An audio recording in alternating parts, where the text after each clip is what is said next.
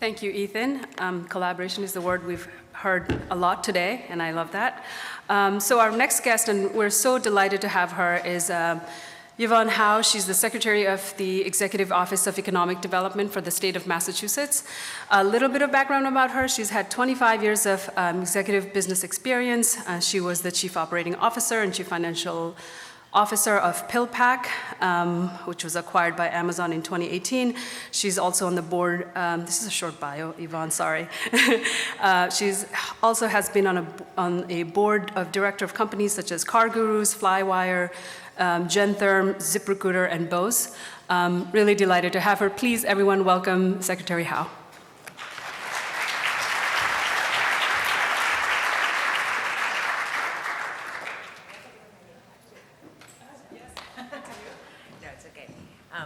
Wow, good morning, everyone. Thank you so much, Rupa, for that very kind introduction. It's nice when people read my bio and remind me about all the things I've done, because mostly at home I have 2 teenage daughters who tell me all the time how lame I am. So they're always like, Mom, you're just a secretary, it's not a big deal. So, but I am the Secretary of Economic Development for the state of Massachusetts, and am very honored and super excited to be with this group today. And thank you so much for the wonderful invitation, and to MIT and Raise for organizing this. I'm just curious, who in the room is from Massachusetts? Yay, we have a ton of you. And who in the room is from somewhere else in the United States? Okay, and who in the room is not from the United States? I know we have what? Okay, a lot. Okay, this is amazing. Wow, what an incredible group. Thank you so much for coming from near and far to be here. So Ethan was saying how unexpected it is that he's a playwright who's now talking about AI. It's also very unexpected for me. I have had a long career in business, which Rupa was kind to summarize. I never expected to be in state government. So I have been in large companies and small companies, working in tech and investing. And I was sitting at home with my teenage daughters, and it was Christmas of 2022, and my cell phone rang. It's a number I didn't recognize. I thought, oh, it must be like the doctor's office or something annoying like that. I pick up the phone, and it said, hi, it's Maura Healey. And I was like, okay, this is a robo-dial. She had just gotten elected governor. She's going to ask me for money. It's going to be one of those automated things. And she said, no, is this Yvonne Hao? This is Maura Healey. I just got elected governor. And I was like, oh, this is not a robo-dial. And she said that she was looking to add people to her cabinet with business experience. So flash forward, I got sworn in January of 2023. It's now been a year and a half, and a tremendous privilege and honor to be in this role serving our state. We are so lucky in our state. I talk all the time about Team Massachusetts, and I do think we're unique in some ways in that we work together as a team, and this room exemplifies that. We have incredible academic institutions like MIT, and all these amazing, wicked smart researchers and educators. We have all kinds of nonprofits doing amazing work. We have city government, state government, large companies, investment firms, startups. We all work together as a team, and I think we're trying to do something a little bit different here in Massachusetts. You know, we've led for a very long time. So actually not too far from here, 250 years ago, some people in Massachusetts threw some tea into a harbor, sparked a revolution, became the country, and we've led ever since then. And we lead by doing 2 things. One is we've led through invention and through innovation. And one of my many bracelets I wear, in addition to my Team Massachusetts bracelet, I wear a bracelet I got from the JFK Museum. I think about this all the time. It says, choose the moon. Because we choose to go to the moon, not because it's easy, but because it's hard. So we choose to solve really big, hard, important problems by innovating and inventing. So we are the birthplace of inventing things like the computer, like the missile, like birth control pills, like the sewing machine, like this first steel production. We invent and innovate, like the COVID vaccines, and we have a history of doing that.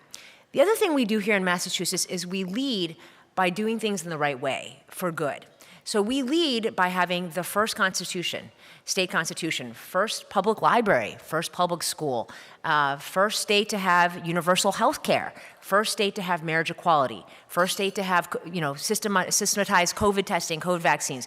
We lead because we want everyone to be able to live their best lives and to love who they want to love. We believe in science. We believe in taking care of each other. So that's what we're here to do in Massachusetts. And now how does AI play a role, and how does this group play a role? Well, we are living in interesting times, and I think all of you, from whether you're here or somewhere else in the country or from around the world, every day I wake up and I'm like, what news will there be today? And I'm the first person in my family to be born in this country, and I'm now getting old, as my kids remind me, and I grew up in an era where I thought, we were done with world wars, that, there's so many opportunities, like there's all these great things that are gonna happen.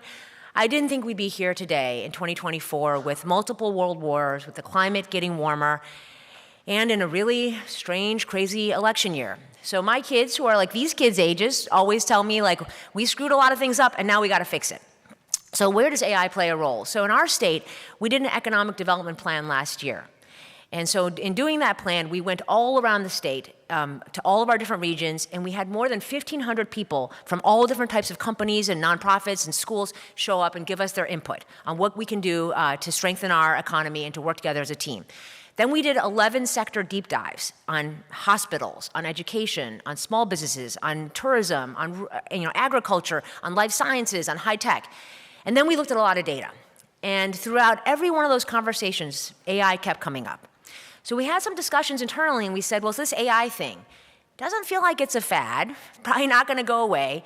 I think this is going to be a technology that has transformative power and tons of potential to really change how we do everything. And now, again, I'm old, so I remember when the internet came, and the first time we had email and this kind of new technology. Back in the 90s, I don't think we could imagine how the internet has literally changed everything we do. And so I think we're in that same moment in AI. And so then we started to look at, well, what are people doing about AI? What are other states, what are other countries doing? And, I think Rosanna said it well, that I think a lot of people's first reaction is we're scared of it. Well, what is this new technology? It's going to steal all of our information. It has all these biases. It's going to take away jobs. Ethan was saying that, we're worried about that. And so a lot of people are playing defense, and they're saying, how do we regulate it? How do we control it? How do we stick it in a box and push it under a rug and kind of, make sure that we protect ourselves against it? But again, in Massachusetts, we have a history of leading and innovating and inventing for good. And so the question that we have is, how can we play offense? So Ethan was saying, how can we leverage and accelerate the use of AI, the adoption of AI, to solve these big problems and to do better things, to cure more diseases, to take care of each other, to educate people, to close inequity gaps, to solve climate change? How do we play offense with AI? So that's really the goal in our state. And to do that, we have to work together as a team. It takes a village, because if the parents aren't on board, if the teachers aren't on board, if the companies aren't on board, if the state and the cities aren't on board, it's not going to happen. And I think we've seen with the internet, a lot of good has come from the internet, right? We can't imagine what our life would be like today without the internet. But also, I think we'd all agree there's some really bad things, like some of the challenges we have today with the divisiveness, with the fake news, all of these things probably also were caused by the internet. So with AI, we have an opportunity to learn from the past. How do we accelerate the adoption of AI for good, play offense, but how do we protect against some of the potential risks? So here we set up an AI task force across the state.